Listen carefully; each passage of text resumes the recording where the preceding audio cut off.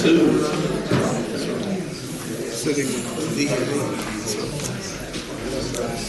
GK. What's this other one up here for?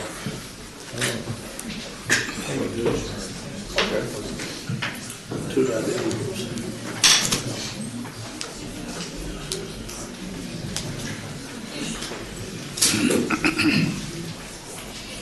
Is the congressman going to be here today? Maybe she can. Hi, Commissioner. Morning. How are you, sir? Clerk will call the roll. Glenn Whitley, County Judge. Here. Roy Charles Brooks, Commissioner Precinct 1. Present. Andy H. Wynn, Commissioner Precinct 2. Here. Gary Fickus, Commissioner Precinct 3. Here. J.D. Johnson, Commissioner Precinct 4. Here. Constitutes a quorum. Thank you. Our invocation today will be delivered by Minister Coleman Ford from the Village Church. Thanks for coming out today. After the invocation, please remain standing for our pledges. Thank you, Judge Whitley. A reading from the Gospel of John before we pray, chapter 10, verses 7 through 11. So Jesus again said to them, "Truly, truly, I say to you, I am the door of the sheep. All who come before me were thieves and robbers, but the sheep did not listen to them. I am the door. If anyone enters by me, he will be saved and will go in and out and find pasture. The thief comes only to steal and kill and destroy. I came that they may have life and have it abundantly. I am the good shepherd. The good shepherd lays down his life for the sheep." Let's pray. Holy God, we as sheep have gone astray. We have looked to other shepherds and they have failed us. We have sought out pastures that have been dry and tasteless. And so we need to be reminded today that in you alone can we find true life. In you alone can we find fruitful pasture. Lord, that our lives will flourish in you alone. So Lord, would you forgive us as we look to others who promise things that ultimately can't deliver? Lord, would you forgive us when we look to ourselves and think that in ourselves we have all that we need and the strength that we need, but Lord, we realize that's not true. Lord, we need your strength. We need the strength that you provide, the strength that you've promised in Christ, and the strength that we today need for this task today. We need humility. We need love.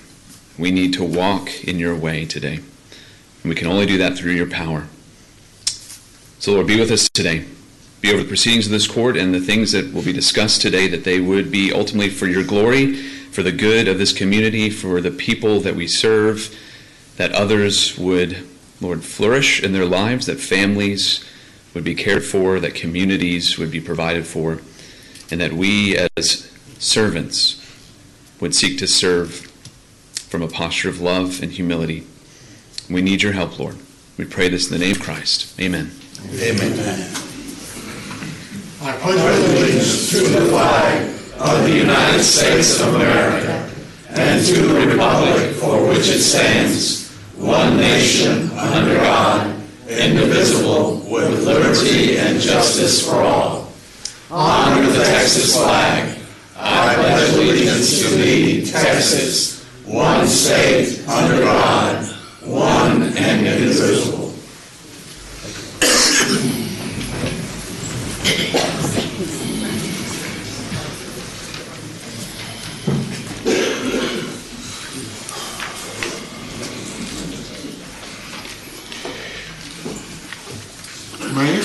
Thank you, Your Honor. Members of the court, we just a few announcements. First of all, we will not be going into closed session today. We do not have anything we need to discuss in closed session today. So, and second of all, I want to tell you of an action that our office took.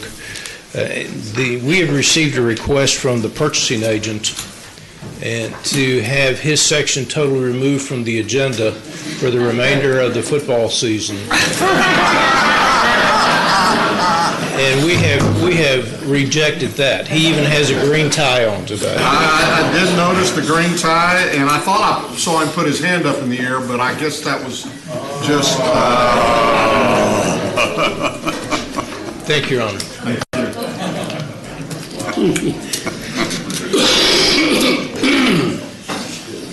Court members, you have before you the minutes of our regular meeting of September the 11th. Move approval. Second.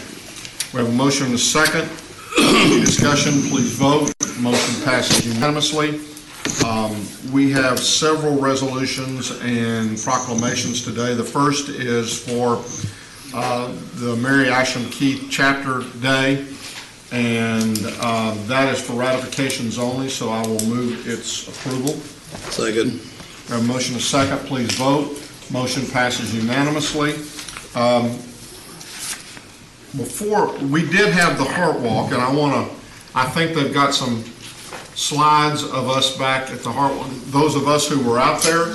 You look wet. Yes, I am all wet, and figuratively and literally. It took those shoes about 3 days to dry out. But we did have a great crowd out there, and amazingly enough, I would say to you that we had over 100 people from the county that had signed up. And so that was great. I think we ended up with about 30 out there. Overall, there were probably a couple of thousand folks who were out there and who walked. They kind of reduced the length of the walk because it was pouring down rain from the get-go, but thunder and lightning was coming, and so they decided, I think, to maybe lighten or shorten the length of the trip. But we had a good time. I think we, as a county, ended up raising over $5,500. So that is significantly more than we were able to do last year, and so hopefully each year we'll be able to build on that. And I hope that next year, as we begin to put our teams together, all of y'all will consider not only coming out and walking, but we're gonna start a real prayer session about no rain on the Saturday of the Heart Walk. Your Honor, Yes. who bought those shorts for you? Don't be knocking my shorts. You just got to remember they were wet. And, they were just, everything about me was wet at that point. So yeah, there's no telling. They kind of went with the shirt. No, I don't know. I don't see anyone from the Precinct 1 team in these pictures, so I'm feeling some kind of way about that this morning. Your Honor, you probably need to get a lawyer. For non-support. Okay, let me just. I'm not. Just keep it up over there, Council. I know y'all you had a lot of people sign up. Did you actually have somebody there? Oh, absolutely. We got pictures. Is there a page 2 to those pictures back there? These pictures are not dispositive. They're not what? There's one of them big ones. Ask him. Well, we did have a good time. It was a little moist, but everybody had a good time, and I want to tell everybody how much, again, we appreciate your signing up and contributing to the Heart Walk. Okay, Commissioner Brooks and Wynn, I believe you have the next proclamation. We do indeed, and it's a joy to be able to recognize our IT personnel.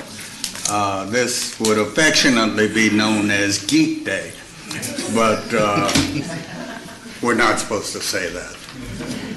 Commissioner. Well, when I left the private sector, my intention was to leave the IT world behind me. And then I ended up chairing the eGov committee and co-chairing the IT steering committee, because this commissioner's court basically put me back into the IT world. And this court is never wrong. That's right. And since then, I have had the opportunity to work with the leadership as well as the grants within the IT department. I think there were many challenges, but together we overcame those challenges, I would say that we have been quite successful in building a culture of trust. I think that is very important because trust is a foundation of any relationship, especially between an IT team and its customer. That is very, very critical. And so we want to take a quick moment to thank the IT professionals in Tarrant County for the many contributions that you have made to better the lives of all Tarrant County residents, and particularly to keep things moving. As I tell people all the time, we can spend several $100 million building a building, but without the IT team, that building would be not so much usable. Right? It would be dumb. So, and many times, things that happen within the IT world, we don't see, we can't touch it, we can't feel it until it doesn't work. And then the IT team tends to get the phone call with a very urgent message. So we want to take today to let you know personally from me, and I want to let you know that I appreciate your work, that your contribution is noticed by me, and I think by the members of this court as well. There will be many more challenges coming, and the biggest challenge that we will face in the future is the unknown, right? It's the unknown, as I shared with you earlier today, it's the unknown. And so that's why it's very important that the IT professionals not only possess excellent IT skill set, but also excellent human skill set. And I think that combination of those two skill sets come together will make Tarrant County IT department the best in the state, if not the nation. So I appreciate y'all and keep up the good work. That I should have been a we, but I forgive him for that. I tried to use we before, and somebody told me that I should be speaking on behalf of other court members. Here we go. Judge, would you read this proclamation into the record? I will read on we behalf. Oh, what a day. Whereas National IT Professionals Day is observed annually on the third Tuesday of September to celebrate IT professionals that keep us connected and the wheels of business turning through devices, applications, infrastructure, and security.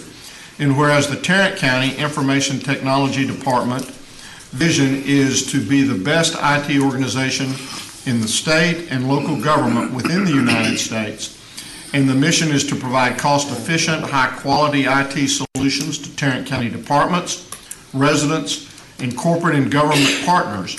And whereas with Tarrant County's record growth, ITD continues to provide business technology that is stable, accessible, and secure with noteworthy accomplishments.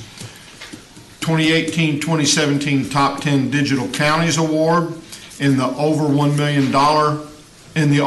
million of population category, 2017-2016 Best of Texas Award for the Best IT Collaboration Among Organizations, 2017 Dallas CIO of the Year finalist by the Dallas CIO Leadership Association in the category of nonprofit public sector.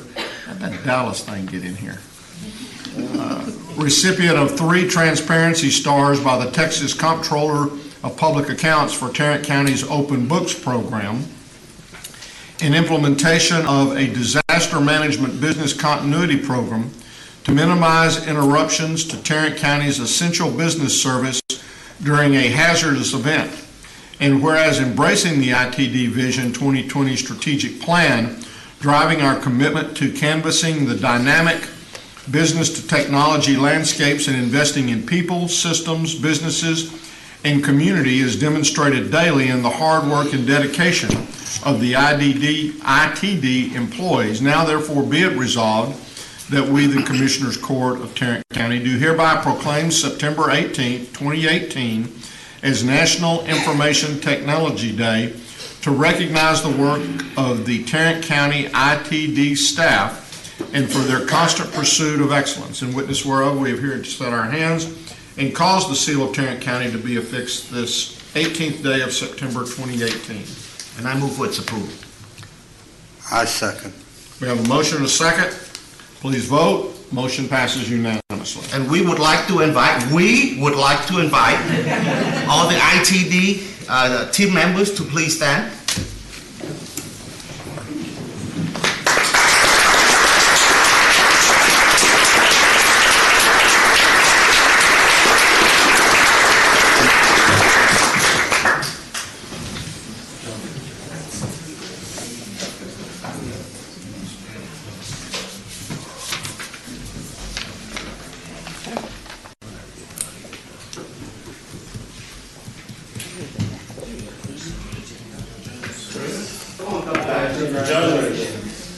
Now, Megan, while they're getting ready for this picture, I want to see if you can find that second slide on the heart walk.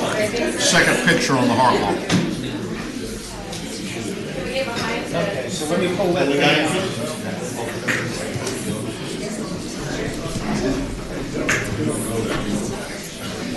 I am going to get this thing out of the way so y'all can get in there.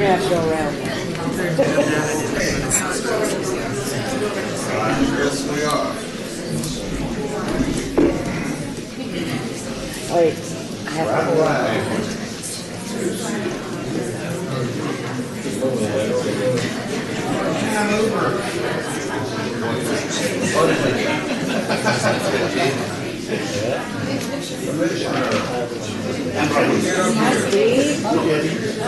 This is not all of us. If you found it, flash it up there. I can't see somebody.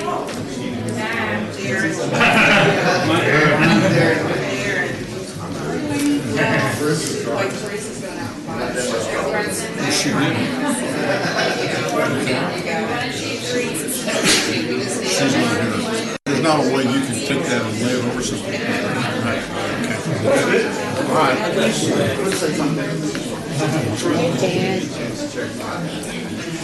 She knows about the book.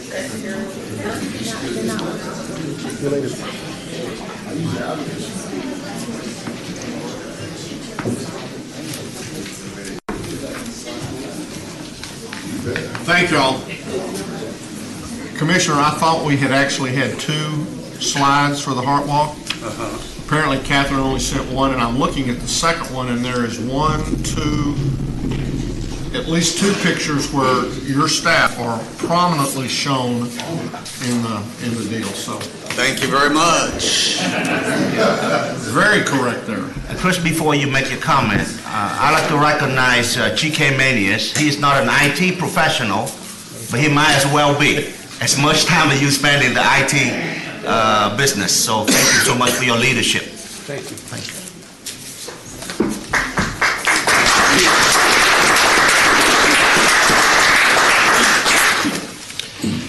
Your Honor, court members, I didn't know I was going to say something, but I want to say this. First, I want to thank you all for the recognition.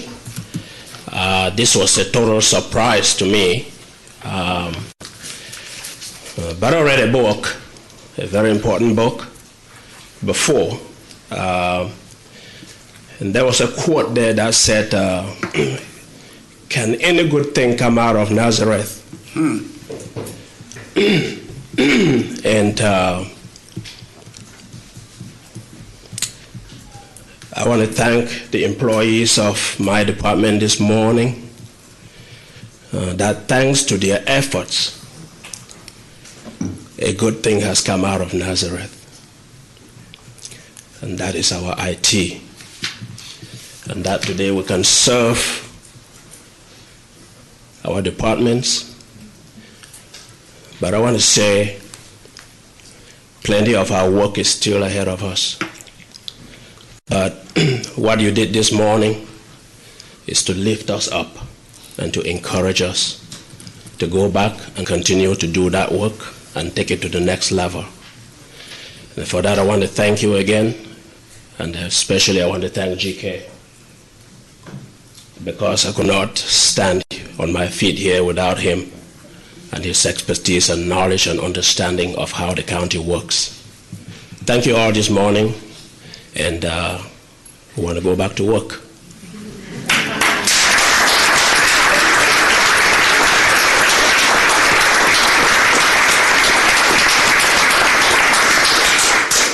Well done, Chris. Well done.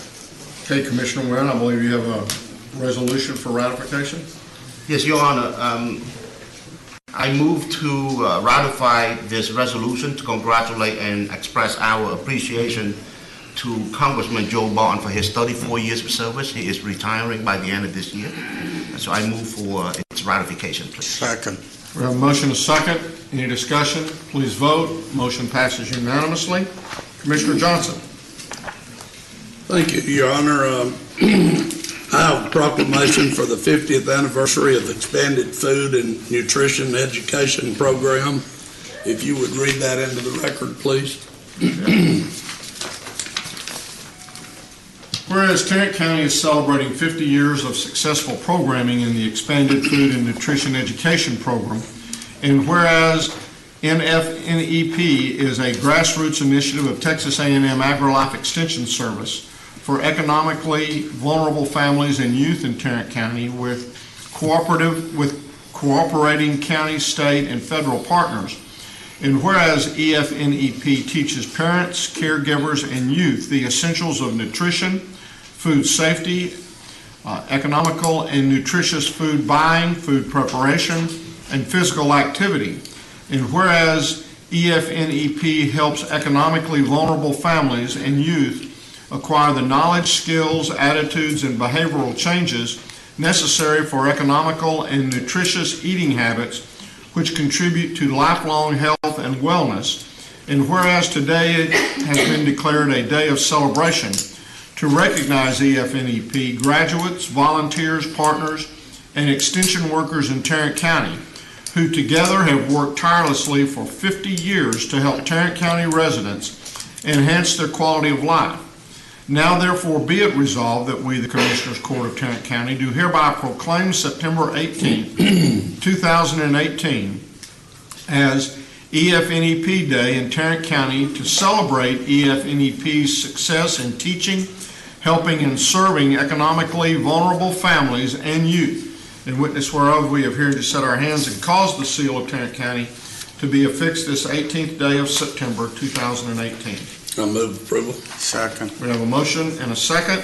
Please vote. Motion passes unanimously. And Robin Hall from the Expanded Food and Nutrition Education Program is present, I hope, to receive this proclamation. If you need to get the podium, please.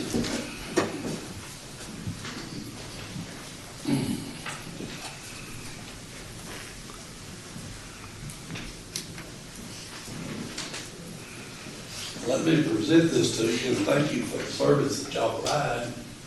And let me mention this too, when we get through with this picture, I want everybody from that program to come up here and the court to line up back there so we can get your picture in it.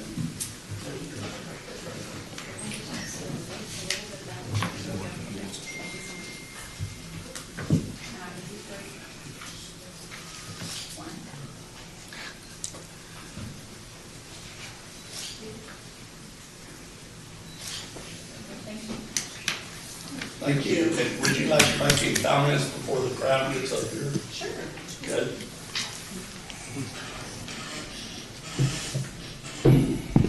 Your Honor and Commissioners, thank you for the recognition today celebrating FNEP's 50th anniversary. We have, over the last year, I can say, reached over 10,000 youth and over 500 families here in Tarrant County.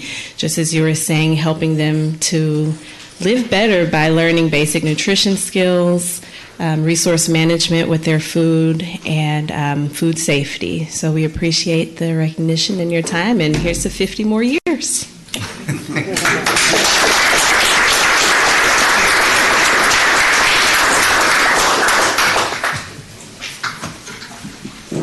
Once again. Yes, sir, I can move this one. Okay. Y'all come on. Y'all will come right up here.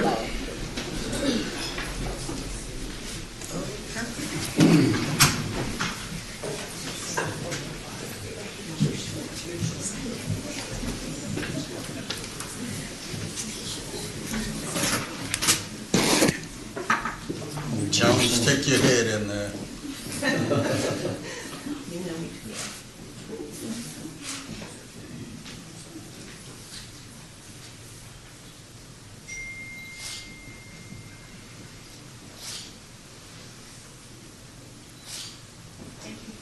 All right. Thank y'all very much.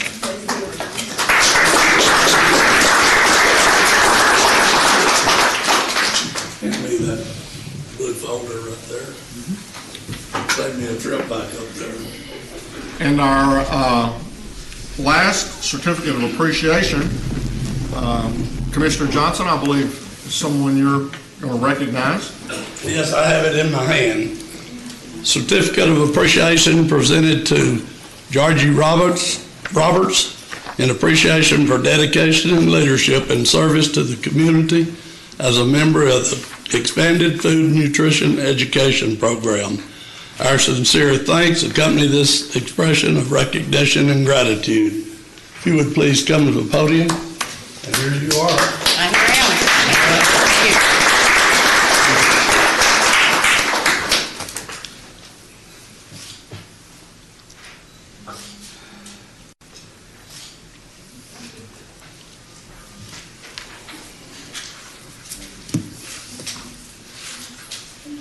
All right.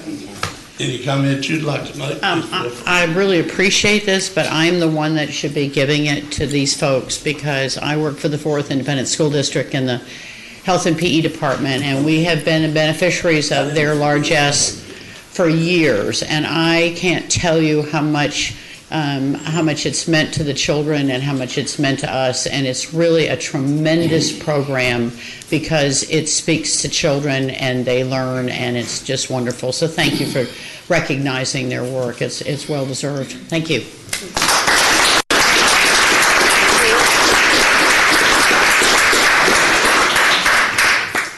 Commissioner Johnson, would you like to? I'd like to move approval of the certificate of appreciation. Second. We have a motion and a second. Please vote. Motion passes unanimously.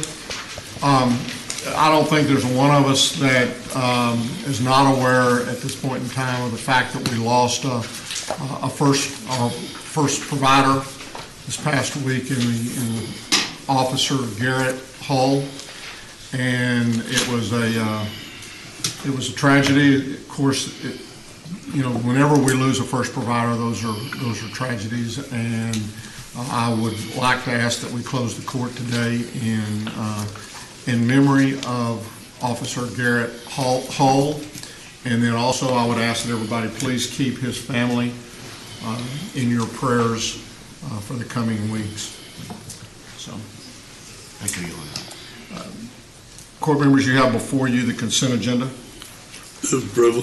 Second. We have a motion to second. Any discussion? Please vote. Motion passes unanimously. Thank you, Your Honor. Members of Court, we have two items in our section yet this morning. Item number one, we're requesting that the court approve a letter of engagement between the county and Deloitte & Touche, who will serve as the county's outside auditor for the fiscal year ending September 30th, 2018. Move for approval. Second. We have a motion to second. Any discussion? What year is this for them? This is the final year. Final year. Yes, sir.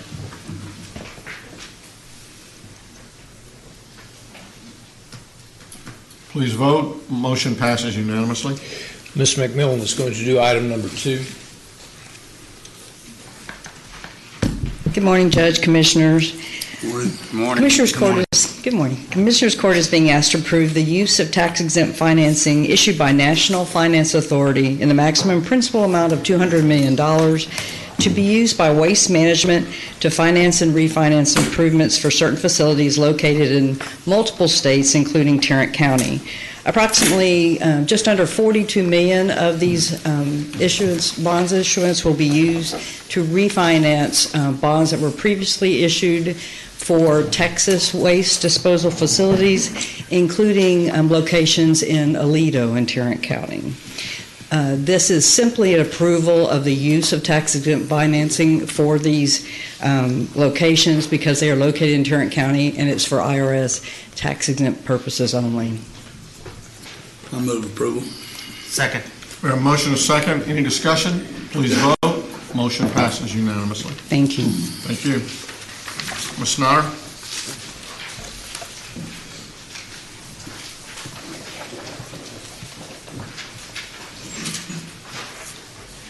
The Risk Management Board is recommending the payment to a claim to the individual listed on your court communication. Move for approval. Second. We have a motion and a second. Any discussion?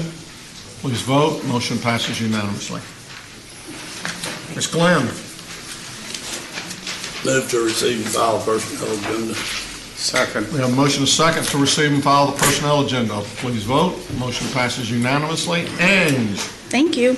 We have two additional items. Both are requests for approval of waiver of terminal benefits. The first is for the district clerk's office. This is a lead criminal court clerk position. It will be effective on September 28th for 120 hours. The cost to the general fund will be approximately $3,900, including fringe benefits. Move approval. Second. We have a motion and a second. Any discussion? Please vote. Motion passes unanimously. The second is for the auditor's office. This is for an assistant auditor position effective September 19th. This would also be for 120 hours, also for approximately $3,900, including fringe benefits. Move for approval. Second. We have a motion and a second. Any discussion? Please vote. Motion passes unanimously. Thank you. Come on down, Mr. Beecham.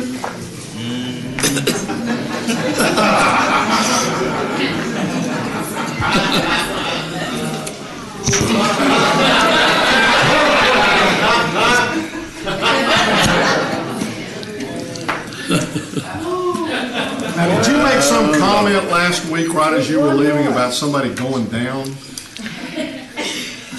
Me? I'd do that? Yes, I did. And green is my new favorite color today. Darren May and I represented the Tarrant County family and our family at the game Saturday.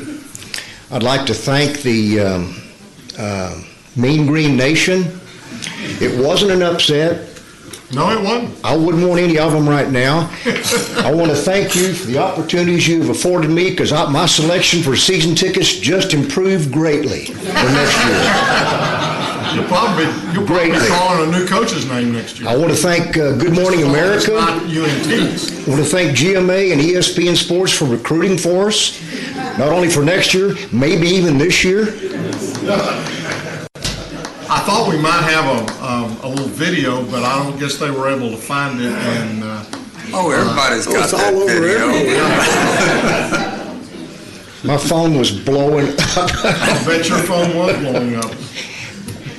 Truly the worst game we played in 50 years, and I've watched them play that long. So, but congratulate, it was a good game. It was. And I will just tell you that coach has been at UNT now for, I think this is the start of the fourth year? He'll probably be in Arkansas next year. Well, they probably will be in line to try to get him.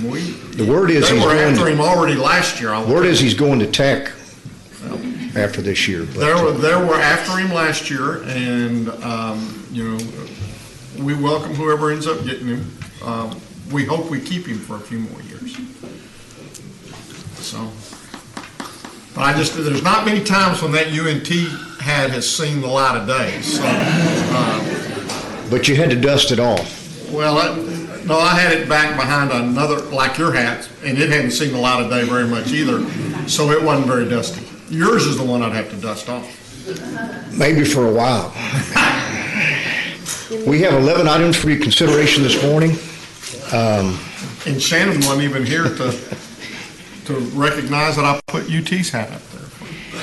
I did ask my staff yesterday. We have an agenda review meeting at 10 o'clock every Monday morning. I said, do you all really hate me that bad that we got 11 items on the agenda for tomorrow? Well, I will say that these are the three schools that my kids went to, so I spent a lot of money at these three schools. And what you do when you go to Fayetteville, you park at the baseball stadium and take the shuttle bus. And there were a couple of North Texas guys on our bus as we were leaving the stadium. And I did congratulate them. I said, but I'm going to give you some friendly advice too. I'd fill up tonight if it were me.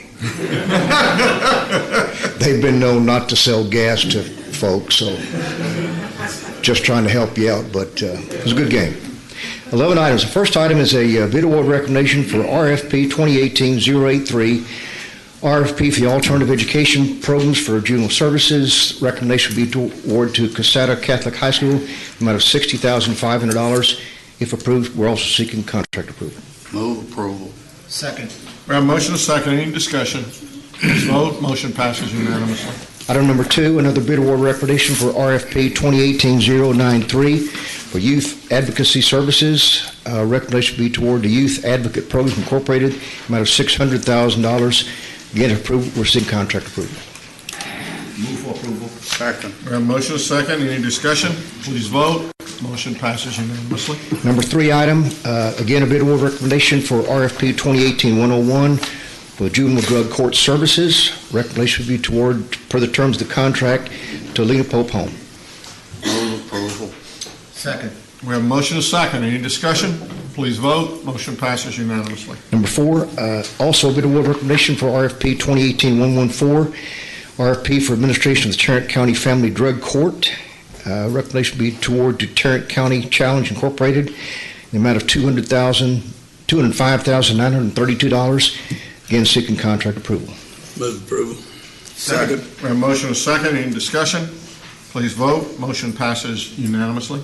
Number 5, bid award recommendation for RFP 2018-126 for the Family Preservation Program.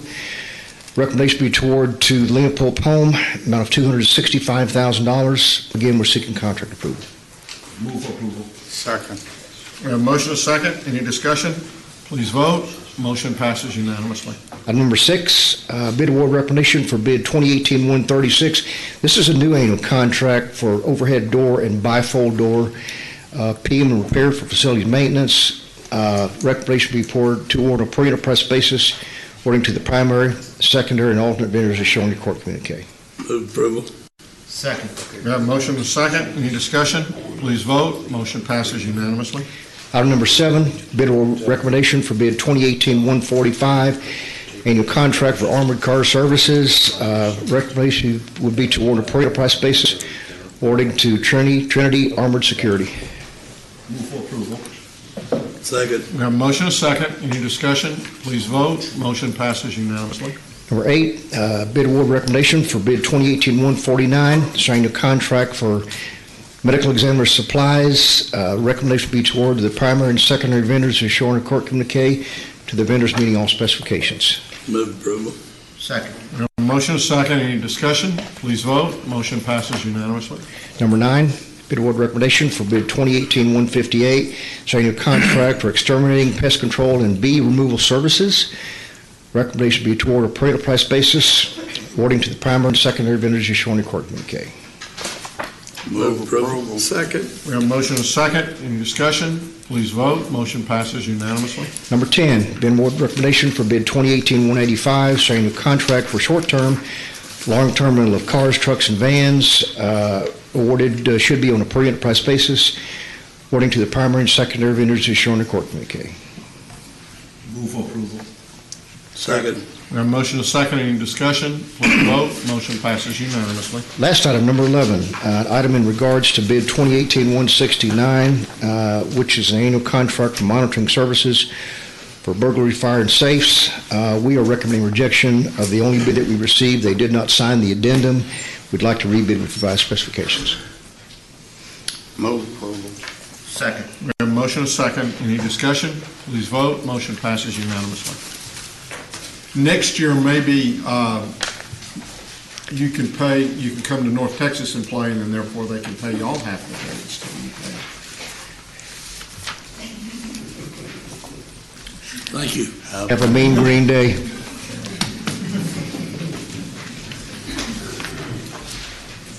Are there any appointments? There being none, then we will move on to the claims, including the addendum. Move approval of the claims, including the addendum. Second. There a motion is second. Any discussion? Please vote. Motion passes unanimously. Briefing items, Mr. Maynes? Thank you, Your Honor. We're going to change the order of the agenda on briefing, and 911 is going to be the last to present today. So we're going to move to item B, which is the monthly update on the hospital district. Mr. Early is here to address the court at this time. And Mr. Early, I don't want to have to penalize you for piling on, so. No, I felt bad for him, actually. A couple things. Listening to the prayer today, it was interesting to hear about shepherds, because this week at JPS has been a tough week. And when you have someone who's in the line of duty just to protect your normal day, I think you got to take a pause. And I think we all need to take a pause. And I'm so thankful for the recognition of this meeting being in Officer Hull's honor. Because 1.2 million times at JPS, somebody's going to come in during that year and need some level of care. And some level is the care of those that keep us normal. And we get to go home and we get to go to sleep and everything's fine, and we get up the next day and our car starts and we drive to work, and you don't oftentimes think about it. But throughout that night and throughout that day, there are numerous people just trying to make sure that you're safe. And then when they're not safe, there's 6,500 folks at JPS to try to figure out how to put them back together, how to make life right. And when life doesn't work out that way, then you try to figure out what you do for the family. And the spiritual care team at JPS, and the life gift team, and the team that provided all the support that that family needed is incredibly powerful. So I just wanted to make note that it's a powerful world we live in, and for us to have a normal day, it takes a lot of unbelievable people just so we can exist. The other thing I think we need to reflect upon as a community is the incredible place that Tarrant County is. The amount of support that came into that hospital for that gentleman, and the amount of support that come in for people that aren't as high profile as him. It's pretty amazing. So we live in a good place. We live where there's a lot of good things happening, and I think we do our best to support that family and do our best to realize the blessings that we've got so we can have a normal day. Couple things. We have our Northeast Clinic opening on the October 11th, and we're all excited about that because I want you all to come and see that facility, because it is a prototype of the clinics that could be coming to our community and the service lines that we provide, and the fact that you want to get somebody into those clinics who can get multiple services there for multiple family members, not just a service that we have to recommend they go to 4 other places, but get everything they can possibly get there for the limited time that we have them and the access and the needs that they're going to want. So I'm pleased with that facility, and I'm pleased with the community support we've received. The other thing that I think is in order for those of you on the Commissioner's Court and Mr. Manius in his office is a thank you that you all have given the right of voters of Tarrant County to vote for a bond package or not support a bond package, and I appreciate that, and I think y'all need to hear that. On behalf of people that work at JPS day in and day out, we just thank you for the opportunity to have the right to express one's opinions, and y'all should not go taken for granted by the political fortitude of allowing people to vote. Thank you. I appreciate that very much. The other thing I want to mention is this Friday, JPS is going to support a function that I think is really powerful.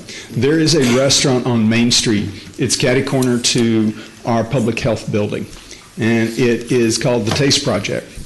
And what the Taste Project does is it allows you, as an individual who can pay for your lunch, to come in and buy lunch at the price you think you should pay for your lunch, in hopes that you might buy a hamburger a little bit more expensive or buy pasta a little bit more expensive than you would normally pay, so that somebody sitting next to you can eat a meal that they can't afford. And what that does, and why JPS is having a fundraiser there for those, all the members of the executive team are going to serve you your dinner.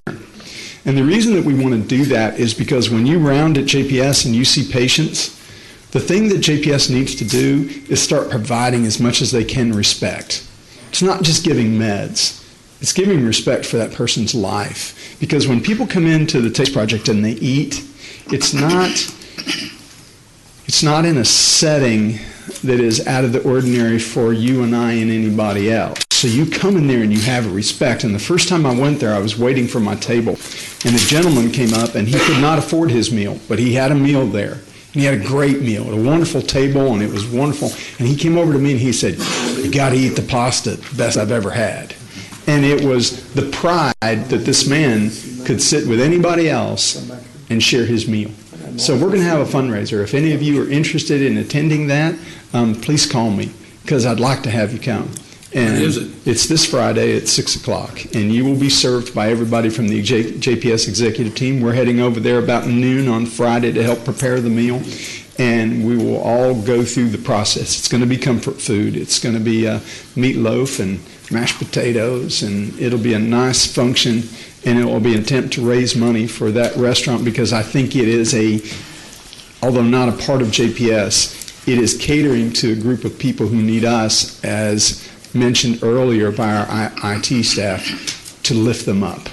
And that's what we're going to do. We're going to lift up those people and let them know that life is pretty grand. And what, I've seen these types of restaurants around the country before. What's the name of the restaurant? It's the Taste Project. Taste Project. Right there on Main. It's a beautiful restaurant. I bet they've been there a year, maybe 8 months. That's great. I'm real impressed with them and real proud of them. I have seen it. I'm going to be out of town. Thank you very much. That's for my dinner. Yes, sir. Thank you. Let somebody eat it. You bet. I appreciate that very much. The other thing I wanted to mention to y'all is you all have heard me comment on the Joint Commission. The Joint Commission is industry standard for healthcare. All of us are subject to Joint Commission reviews. All major health facilities go through a review from the Joint Commission every 3 years. They look at, they look at everything. They look, they see, they come in and they scrutinize every aspect of what you do. They look at your shelves, they look at the care, they look at the safety codes, they interview nurses, they interview doctors, they interview employees, they make sure your protocols and your procedures are all in place. It is like getting a surveyor, an auditor, and your mother-in-law all in one place in one day. And it is a challenge. In between those 3 years, you can ask the Joint Commission to come in and review programs that you have. And we've done that at JPS. That's why we're now Joint Commission certified for AMI and stroke and sepsis. Well, we asked them, because of the initiatives of our board, to come in and review us for geriatrics care, particularly a specialization in delirium. I've talked to y'all before that there is a need in this community for the best and possible care we can have for those in elder care and their needs. And the huge population that Tarrant County has already seen, but will continue to see in the next 5 years, of its elder care population. JPS, I think, can take a lead in that area, but we need to step up to the plate. So 4 years ago, our board said, step up to the plate and figure out how to get better. So what we did was we asked the Joint Commission to come in and review everything we did so that we could be certified for geriatrics and particularly delirium care. Although the official letter has not been sent to us, the surveyor came in 2 weeks ago and reviewed us for everything. And at the end of that, we had an exit review, and that Joint Commission reviewer said, I wanted to announce today, and you'll be getting your letter, you are only one of 2 hospitals in the United States to be certified for delirium and geriatrics care.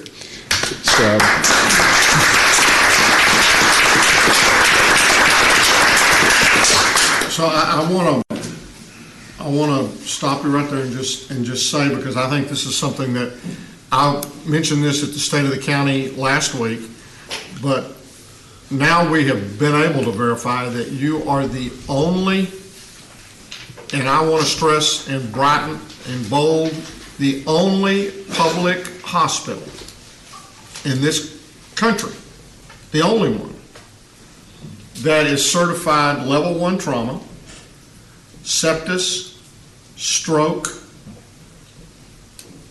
now geriatrics. Yes, sir. And the other one was AMI, heart. Yeah, that one. Yes, sir. The only one. Now, hear me when I say public, that there are private and there are not nonprofit hospitals that may be certified in one or a sundry of those things. But when it comes to public hospitals, we are it in this country. And I think that's something that we should be very proud of, that our citizens should be very proud of, and that we should, scream from the mountaintops, as much of a mountaintop as we can find in Tarrant County. Well, I appreciate that because it's hard and they're hard to get. Those are not awards. Those are not anything. Those are high-level scrutiny that JPS had not received any of those. 10 years ago, we were not certified in any of those. And so now we are certified in those 4 major programs, and you are right, we are the only public hospital. The only one that has a delirium certification, the first in the nation, is Hackensack, New Jersey, and they are known for their quality standards at that hospital. We took a page out of their book, we looked at them, we analyzed with them, we communicated with them, and now we have a program that we think we can expand, not only in geriatrics care, but in the others. So I appreciate that, you're kind. So we're trying to do the right things by the direction of this court and the direction of our board. I think we're getting on set to do that. Thank you all for the TASTE project and what we might be able to do to provide respect to people who desperately need respect. Thank you all very much. Any questions y'all have? Come. Thank you. Good work. Thank you, Robert. Do I get that now or does it look awkward? Come get it. Jack? Down day, why not just keep going? I hope that I will see you Friday night. Yes, sir. I would be delighted. I will serve you your meal. Next. We're now going to move to item C, which is a discussion concerning the purchase of voting equipment and the possible transition to vote centers. Mr. Garcia. Thank you. Good morning, members of the court. Good morning. We bring this item to inform you on progress we've made and where we are at purchasing of voting equipment and possible move to vote centers. So the first item I'll talk about is types of voting equipment.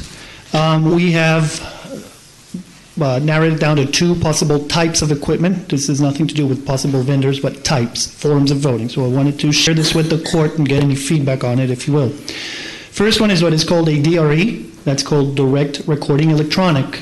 For those of you who vote early, this is that kind of voting experience where the person comes to a electronic device, selects everything on the screen, and then all of those choices that you have made are put into an electronic record.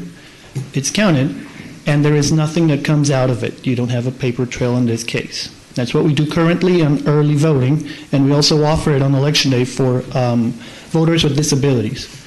Some people compare this to an ATM experience, going into the ATM, and I think the main point here is that by the time you finish your transaction, there is no going back. It's all electronically happening in the background.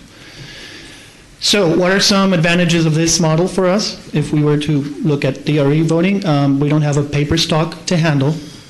When we have recounts, we have no variation in results. We've seen that already with the ones we've done. Early voting never has any change. And this is because you don't have a device interpreting marks on a paper ballot, which is where we, on hand-marked ballots, may have changes in a recount. Okay, a voter writes a name instead of shading an oval. The intent is clear. The machine doesn't pick it up. You don't have that in electronic voting. They're easier to maintain. You have less moving parts. You don't have paper residue. And curbside voting is easier because you bring out the device. You don't have to figure out how do you handle the paper output of a DRE. Disadvantages of it, you don't have a second chance voting, and I put that in quotes because if you ask certifying entities, they'll tell you on the screen you have the time to correct. But most people perceive after you vote, you don't have a chance to go back. So it's important that we understand the perception voters would get. And long ballots with a lot of options to vote on, and races with you have to scroll and navigate through the screen. Some people say that that's a disadvantage compared to a paper ballot, everything in one sheet. The second option is what's called a hybrid. And it's called a hybrid because it mixes DRE with paper voting. So how does it work? Person comes to a device similar to the one that you would use on a DRE. It's basically a DRE. You vote, But the DRE, in this case, will produce a printout containing everything you selected on the screen. And some of them will include a barcode that has all those options there in a format the machine can read. And what the voter does with that is that they have to scan it to count. And unlike the DRE, depending on procedures you implement, you could have corrections made to that paper. So if you don't agree, you can spoil it, go back to the machine, fix what you don't like, and ultimately, to get it counted, you insert that into a scanner of some sorts. A second device that says, okay, now let's count this. Okay, so now you have a paper trail that you generated using an electronic device. That's why it's called a hybrid. It's mixing the scanning with the electronic. Some analogies, you can compare this to kiosks in airports. You check in, you select your seat, you get your boarding pass. You don't like your seat, you can go back on the kiosk, change it, you get a second boarding pass. Eventually, you have to scan it to get on the plane. So it's kind of a two-step transaction. Some advantages to this. There's, I would say, slim to none chance of variation on it. Again, we're talking about a device that reads the paper, but because you have the barcode, there's usually no variation in that. You have that potential of second chance. The voter can grab the paper, look at it, and say, no, I may have made a mistake, I can come back and correct it, which you don't have in the other chance. And all voting experiences are uniform because everybody goes through the same screen to generate the paper on early on voting on curbside. It becomes pretty uniform for everybody. Disadvantages compared to the other one, you have to manage, even if it's a small, you still have to manage little paper stock, blank paper that goes into the device to get your choices printed on. And of course, because we have that second equipment after the DRE that scans the ballot, we're going to have a bigger inventory and a more complex operation to set it up. So those are the two options that we are looking at, types of equipment. Important notes that I wanted to add here. There is a third option called Ballot on Demand, which basically means we provide the polling place the ability to on the fly generate a paper ballot for a voter to manually mark. As I said with the first two, that has a higher error of rate when you go to recounts. And we just had an experience in May where recounting hand-marked ballots made a race go from no runoff to runoff. So that's just part of having hand-marked ballots. I think that it's in the best interest of the integrity of the vote to go for either electronic voting or ballots marked by a device, so there's no error in interpreting those ballots when we do recounts. And also that ballot on demand would exclude us from the possibility of going to vote centers because it's a law requirement. Other than that, the two options I just presented to you fit the budget we have. They work with the electronic poll books that we purchased this year, so looking into using them in the future, that wouldn't be a problem. And yes, either one of the two cases I mentioned, we would be moving away from hand-marked ballots to make sure there are no surprises in those recounts. So that's what I have in terms of types of voting equipment. The other item we had on the agenda was yes, Your Honor. Before you move forward, let's see if there are any comments with regards to the voting equipment. Great. The DRE equipment does not preclude a recount. There is some record that is countable after the fact.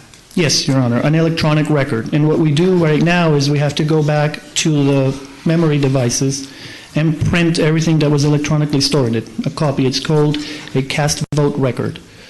So it's going to the device and saying, can you give me a copy of everything you recorded after the fact? But there is never a paper trail at the polling place, and that's an important distinction for people who advocate for paper trail.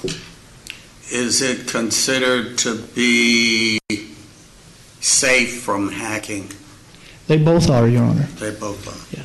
All right. Now, again, advocates of a paper trail will tell you that even though they're both safe, the paper trail will give you the possibility to go back on it and reconstruct what happened.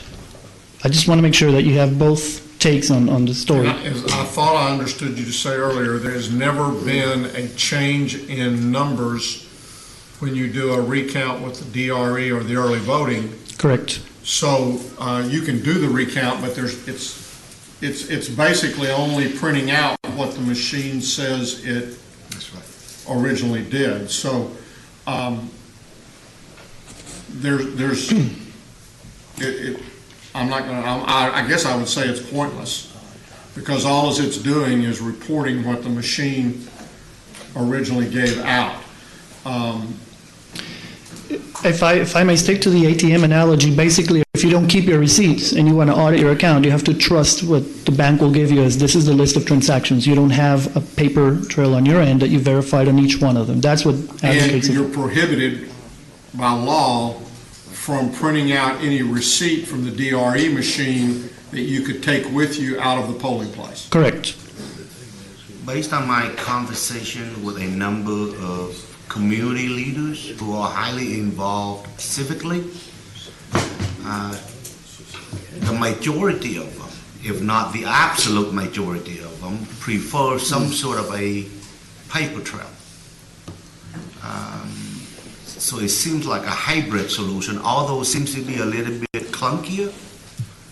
Maybe the right fit, because it adds a degree of trust and reliability, and it allows the voter to really be able to take ownership of that voting record. Right.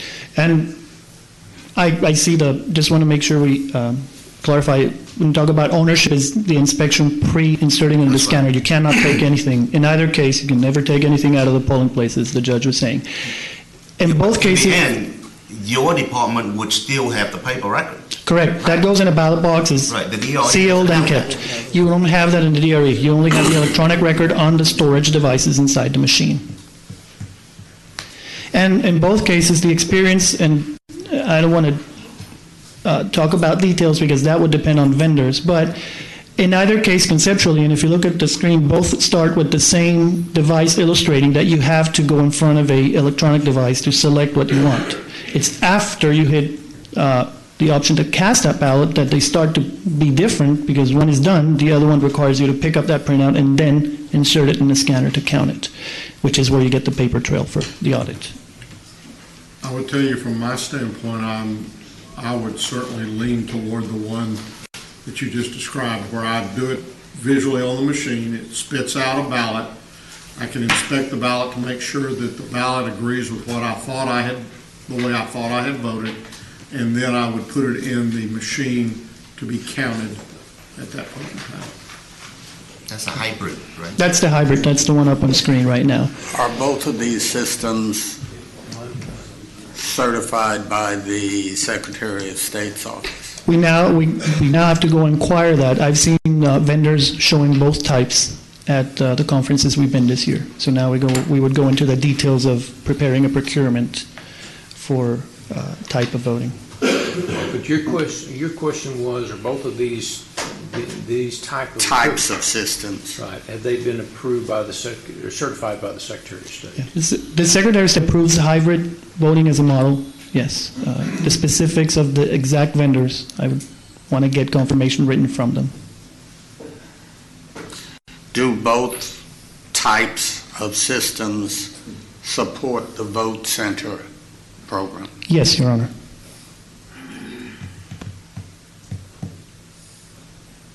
Okay, anybody else want to comment on the type of voting equipment? I think the hybrid probably will cause us our voting less issues in the long run. Okay. At least we'll have something that can be counted and verified, other than the other one just gives you the same number. It's not going to give you any variation. Yeah, I think the public will have more confidence in the hybrid. Okay. No other comments about that now, if you would move into the vote center. Yes, for vote centers, since I last came and talked about, I don't have any more slides for vote centers. Since I last was here and we talked about the possibility of exploring the idea, we've basically prepared data to analyze variables, factoring into the decision of which polling places could be closed down, if you wish, and which ones would be kept. So we've been working on preparing elements for having that discussion. The next step would be to start collecting input as required by law from citizens of the county on the program itself, and starting that discussion of whether continuing exploring the idea, but now incorporating public input, which is what the law requires. And that's pretty much the update I have on that one. We have had some preliminary discussion with the parties with regards to that. We had a meeting of the election board. To remind everyone, the election board are the two party chairs, Mr. Hyder, or Mr. Garcia, myself, and the sheriff. And everyone was agreeable to consider the vote centers. There was I think, a general opinion. Remember that under the vote center approach, the first time you if you move to a vote center, the first time you move to the vote center, you cannot go below 60% of the number of polling places that you had in the last similar election. Both folks, I think everybody was of the consensus that they would not want to reduce it by that much initially, that they would want to be, when Travis County did it, they did not reduce the number of polling places at all.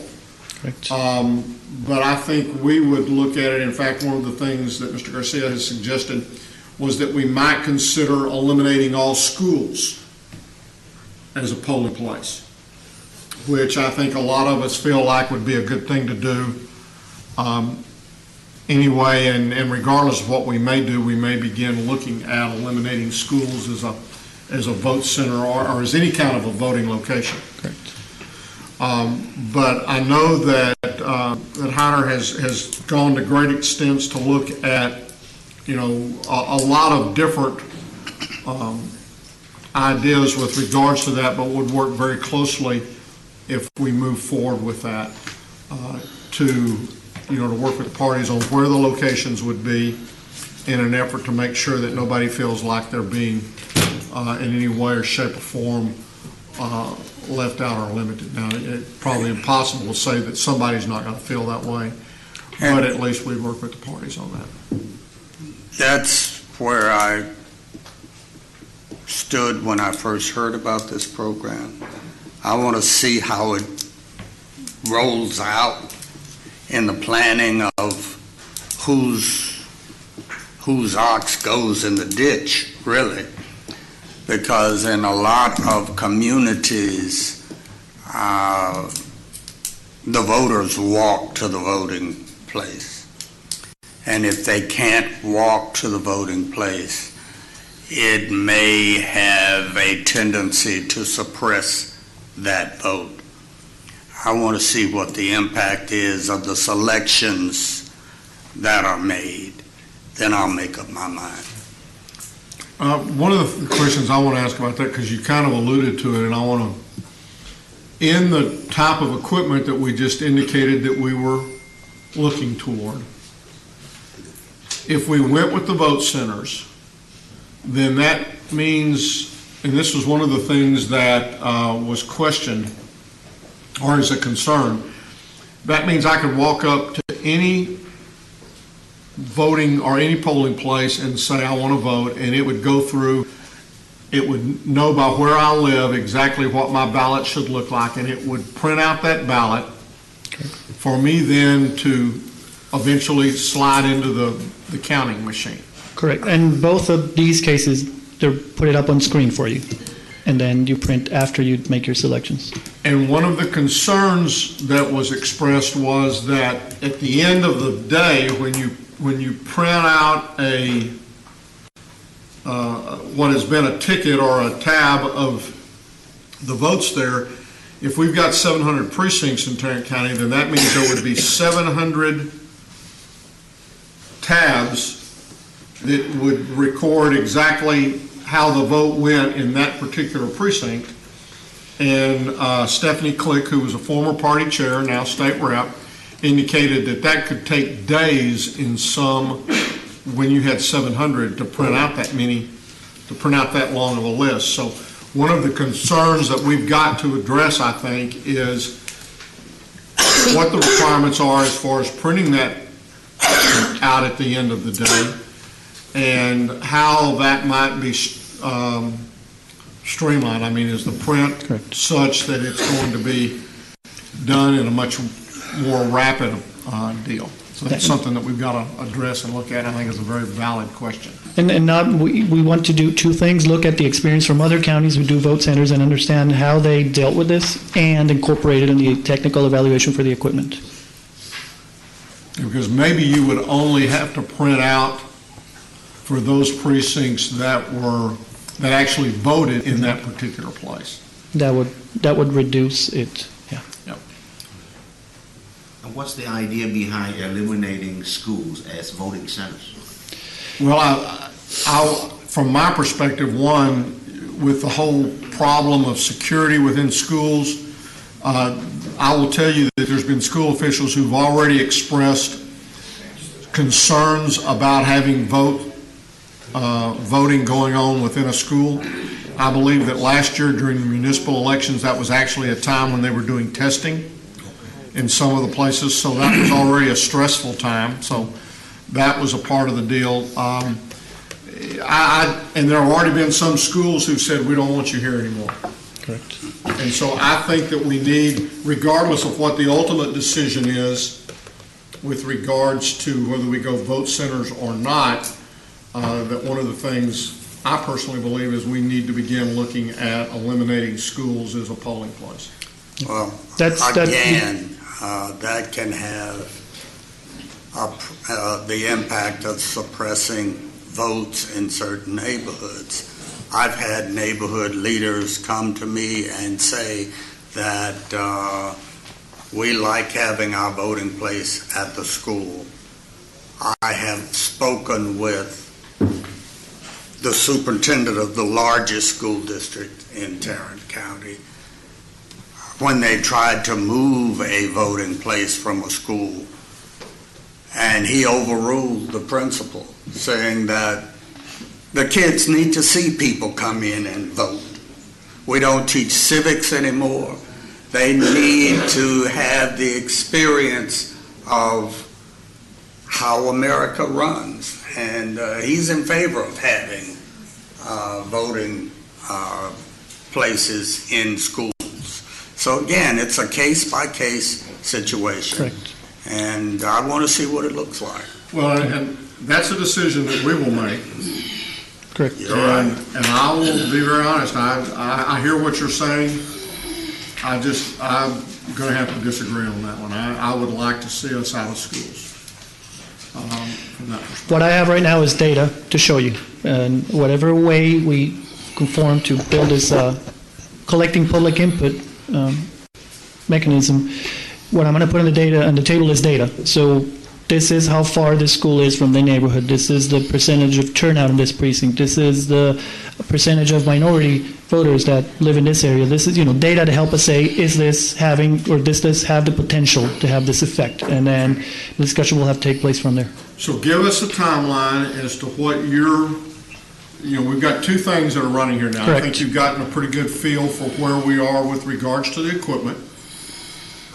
And then we need to hear much more from you on the vote centers. And then you, as you indicated, the law requires, I believe, that you take public input.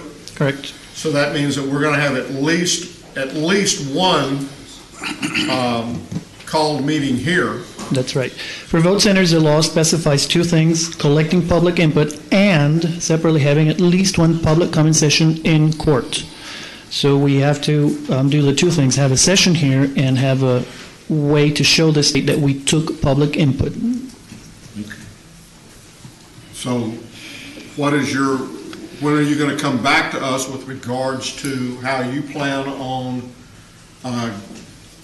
getting that information for the vote centers? I would like to have a first an election board meeting where we have the two party chairs and have that discussion, and then based on their feedback, probably come back with a date for you, a plan. And what probably will mean is we may call a joint election board and commission. Election commission meeting. That simply just means that there'll be one person who's not at the other ones, and that would be the sheriff. And so we probably will seek at least input from both of those bodies and then go from there. But at this point, as far as what you're looking for, is that within this general election, or within the general election that's coming up in November, you will use the electronic poll books for early voting. Correct. So the electronic poll books, that wasn't part of the item, but since it comes up, we acquired them in May. We used them for the first time in September, and Keller and Azalized the elections. And now we are going to, they replace the old early voting kiosks that we had. So you will see them on early voting in November, but they won't be rolled out for polling places countywide till next year. So we're going to go step by step on that. And for the new equipment, it definitely doesn't meet the timeline for this year. We're just looking at types. Now we have to start that process. I can't guarantee you that we'll have it in place for May. We'll look at the options, the timelines, and then come back.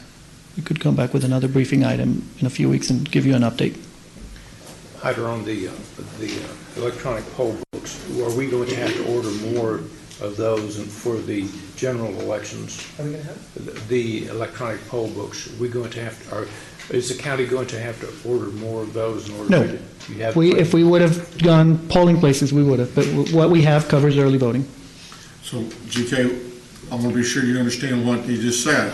I didn't understand what you said. We are going to use the electronic poll books for early voting, of which we have 39 to 40 locations, which means that there will be approximately 7 of these polling books within each one of those early voting locations, depending upon how many he forecasts it need. When we get to the November general election, the actual election day, November the 6th, that will all be done with the paper books. Correct. And those paper books will have had marked anyone who voted early or voted by mail ballot. And then those folks who come in on election day will be recorded in those paper books. There will be no electronic poll books used on election day. Correct. Okay. Thank you. That was my question. Sorry. Any other questions at this time? Any other feedback? Thank you. Thank you. Thank you. Members of the court, we can go to item A.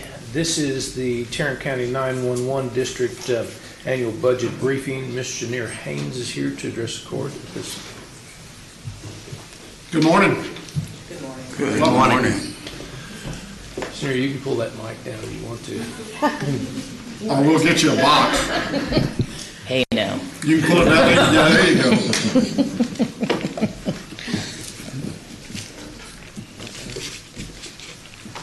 Thank you. Is there a clicker somewhere, or Yes. do I point a finger, or how does this work?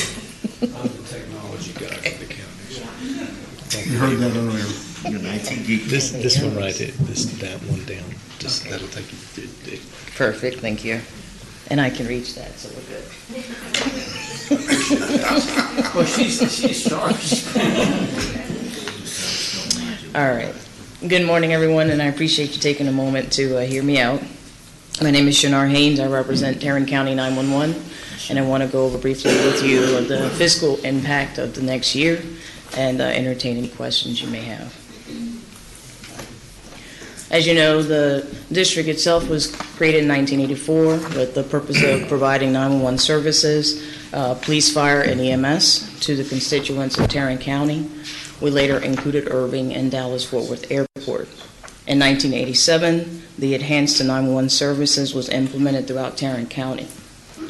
Our enabling legislation requires that we have a 7-member appointed board, and the board makeup includes a member of Tarrant County, Mr. Rick Brunson, a member of the Mayor Council, Mr. Griffin, and then members of the top most populous cities in Tarrant County. Fort Worth receiving 2 members. The statistics of the district is that we serve 46 public safety answering points, known as PSAPs. 29 of them are primary, We have 5 secondary that either only do fire or only do police, handle fire or police 911 calls. We have 10 backup centers and 2 training centers. We have 41 member entities, 38 of them are cities, and then we have Tarrant County, Dallas, Fort Worth, and then the combined regional military base. Our population is 2.5 million, covering more than 1,100 square miles. We currently record about 1.3 million wire lines and about 1.9 million wireless devices. And for the service year of 2017, we took a minimum of 1.9 million 911 calls. This is a view of the map of Tarrant County and the cities that we service.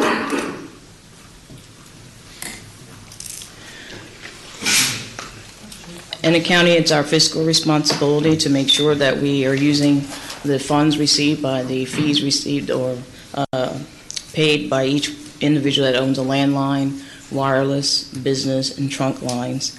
And from that, we receive our revenue, as indicated there. We anticipate receiving $15.1 million of revenue from those fees, and then we have a secured reserve of $9 million in which we're using to complete the equipment replacement fund project that we started a few years back. We have about 2 more years left in that, giving us a total revenue stream of $24.1 million.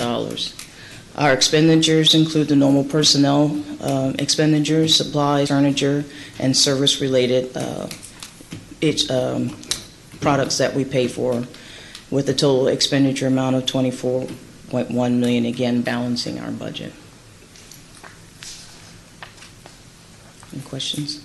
What's personal services? Employees. Employees, okay. I'm sorry, that's a misspell. It should be personnel. Thank you. Okay. There are no other questions? We work on the premise that a lot has changed in the last 50 years. For those who are not aware, it's exactly 50 years since the first 911 call was made in August of 78, 68. Now I'm confusing myself. It's height. But our goal and expectations have not, and neither has the citizenry changed what they expect from us. They expect from us the top-of-the-line service, that through training and technology, we support our 800 telecommunicators and providing a commendable service to provide this vital safety function. We continue to prepare for this future. We do wireless testing and training. As many folks have heard throughout the years, we do the Where's Waldo training, where we go out and we make test calls to make sure that the calls received in the 911 centers give accurate location database. In 2018 so far, we're averaging approximately 86% wireless calls, which means 86% of the calls that 911 receives comes from a wireless device. And that's very significant because that is where we get the challenges of having a good location. So what that says is, out of every 10 calls that we receive, 8.5 of them will be from a wireless device, while less than 1% will be from a wireline or business. Over the last 10 years, with our Where's Waldo and other testing, we recognize that the level of certainty or uncertainty is less than 150 meters, which is not bad based on the current telephony services that are provided. As an agency, we've trained hundreds of call takers in a variety of programs to include leadership, active shooter procedures, and team building. We are actively involved in the Emergency Services Interconnection Forum, as well as the Texas 911 Alliance operations groups. And both of these forums provide us guidance to make sure that we're maintaining the standards of practice for our industry. In preparing for the future, we are currently working on an IP-enabled 911 network. We're about 50% through on establishing that throughout all of the 911 systems. It is not a public internet. It is a closed network. It has a 99.9% public safety grade and level of reliability. It is a self-healing core. There's triple redundancy around it. It allows connectivity for all of our sites, as well as a diversification of equipment for our multiple data centers. The 911 network is handled by 4 data centers. We are able to provide services for over 300 workstations throughout the entire county. The diversification of types of telephony networks include landline and wireless, which has now become the traditional way, plus the many apps and other voice over IP and et cetera that is creeping up every time we look around for ways that people can reach 911. With this IP-enabled network, we are able to establish a virtual PSAP. This will be particularly important in our continuity of operations planning. If we were to have a disaster such as a Harvey, we would be able to have our 911 centers up and running on the internet, since it would not be dependent on physical buildings or structure. It is designed to handle multiple anomalies or situations. These components are updated frequently. We do have complete redundancy, and it supports all the capabilities to include text, multimedia, and the Internet of Things as they continue to grow.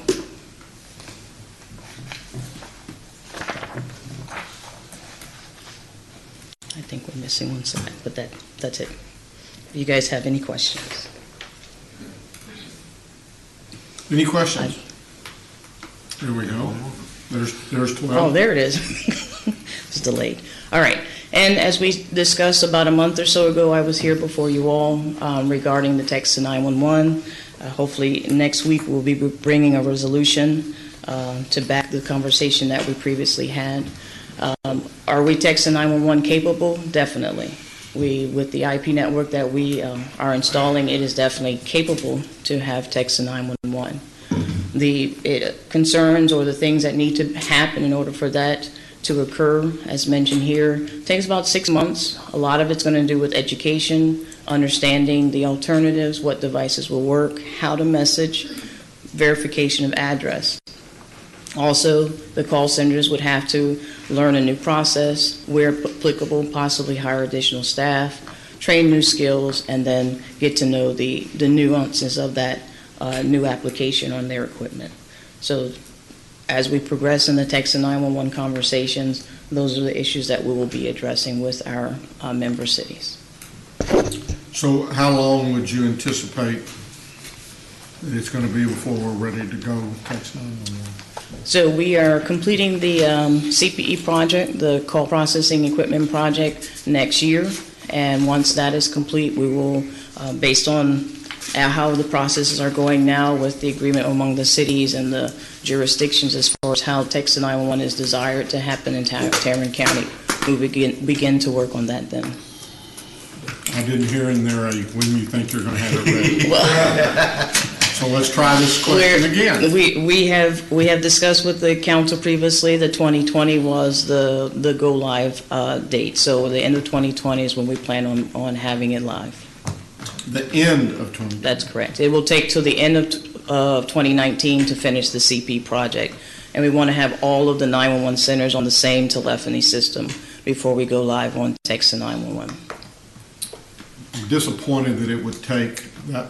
We're talking 24, we're talking more than 24, we're talking almost 30 months.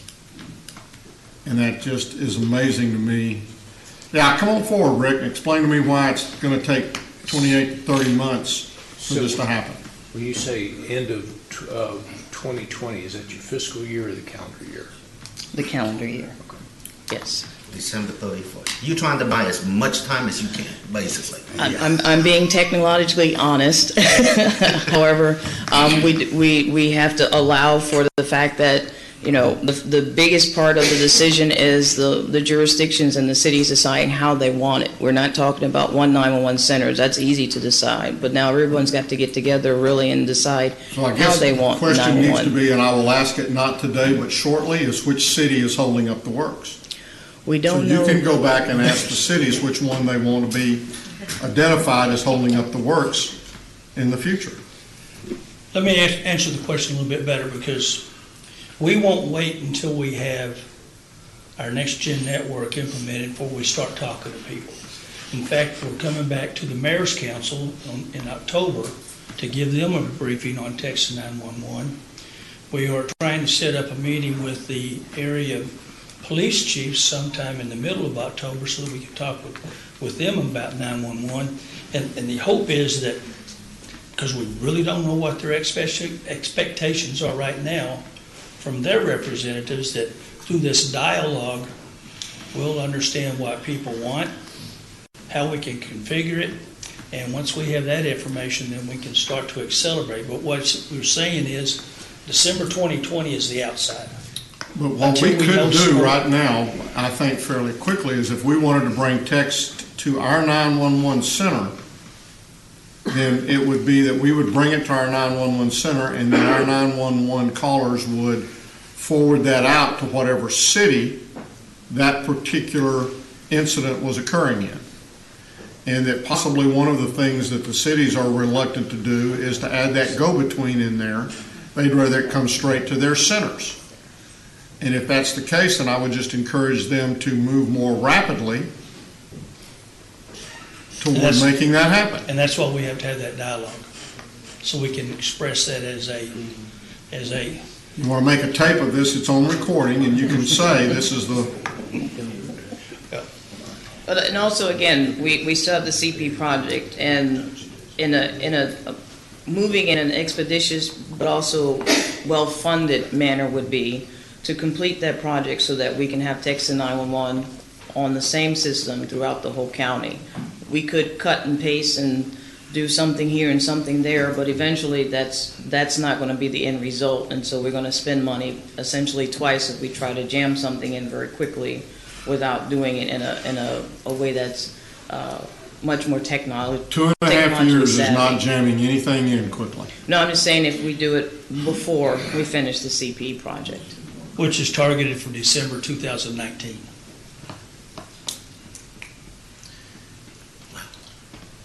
Is the applications on text. There are multiple different variations of text applications. Have you looked into the complexity of dealing with so many different text applications that people use out there and making sure they all will be in compliant with the 911 context? The text to 911, using text to 911 will be the same way people text now on their cell phone. When people use different types of apps, that takes them outside of the 911 realm, unless it is a 911 app, and there are a few that are floating around that people can either purchase or add to their phone. But in general, being able to text to 911 or real-time text is the same way someone texts right now with their normal phone or pad. Just go into the text feature and start texting once you hit 911. Yeah, that's what I'm saying. There are apps out there that people use for texting purpose, but they also use that from social media and WhatsApp and so forth. So what I'm saying, there is a level of education that you may have to think about. Oh, definitely. Because when people use text, they tend to use the favorite app that they use, right? To text their friends, text people that they're friends with on Facebook and so forth. And so they may think that if they text to 911, they use that Facebook app, for example, Messenger, to text to 911, whether that may or may not work. That's the component that I'm talking about. And we will have to do some education for people, even those that have the apps that are coming out that say, if you're in danger, press this and hit fire, hit police, and et cetera. There's some education even for those type of apps to help them understand exactly what happens when they use those apps. So the education part of going to text 911 will be extensive.